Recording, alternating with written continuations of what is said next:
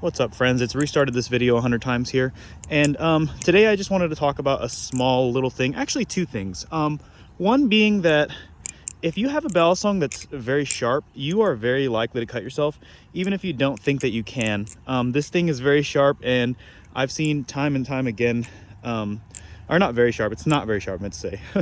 I've seen time and time again that it's caught me, even when I least expected it. So it's kind of interesting to see how that all sort of goes, because you don't think that it has that ability to do that to you, and yet it still does. So it's always interesting to see how much of a differential between like sharp and not that sharp. Like I haven't really sharpened this thing in, really I haven't sharpened it in at least a couple weeks. And I'm still dealing with this thing being relatively sharp. So that's kind of interesting to me. I was like, I did not expect it at all, but it still managed to slice me. So, whoa.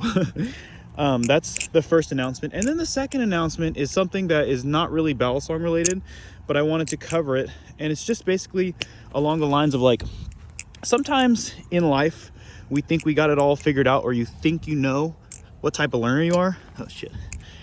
But a lot of the times people don't really know.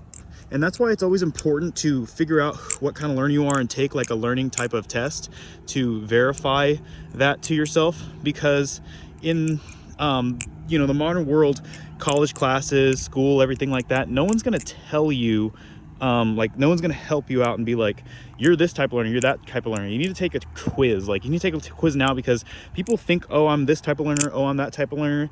And then you figure out that you're not. And you're worse off for it. But knowing how you learn is the number one way to evaluate yourself and get better and be better in general.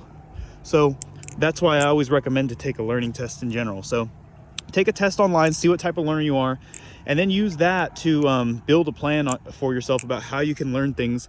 And that way you don't have to like constantly not really know, you know what I'm saying? Because that takes a toll on you, especially whenever like you think you're dumb or you think you don't know how to like do things, but really in all actuality, it's just you like just not really getting the right method for yourself. So just something I wanted to talk about, just something that I thought would be kind of interesting, is like take a learning test, and that is the best way to move forward. And then you can kind of operate around that, you know, operate around the way you know you like to learn. And then you don't have to like feel like an outcast. Sorry, I'm dropping now. You have to feel like an outcast, and it'll be good. So like if you've never taken one before and like you're in college now, it's probably chances are that you're like doing yourself a big disservice. So help yourself out a little bit.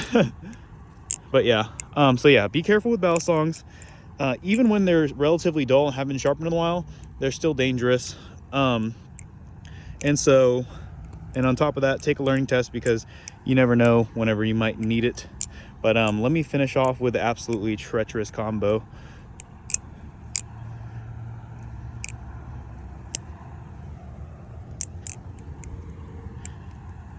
All right, rock on.